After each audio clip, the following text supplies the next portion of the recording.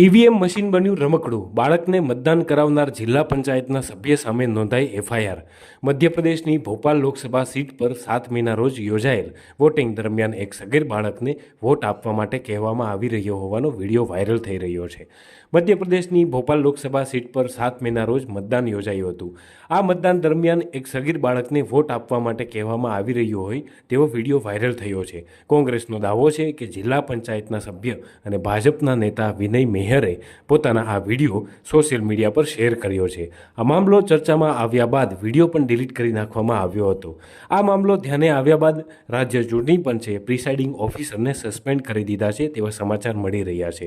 સાથે જ વિડીયોમાં દેખાતા વ્યક્તિ વિરુદ્ધ લોક પ્રતિનિધિત્વ અધિનિયમ 1951ની કલમ 128 અને આઈપીસીની કલમ 188 મુજબ એફઆઈઆર દાખલ કરવામાં આવી છે।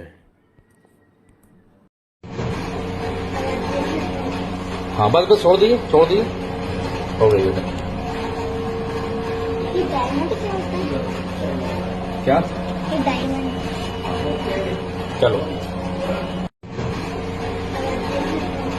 हाँ बस बस छोड़ दिए हो गई बेटा। ये डायमंड क्या होता है?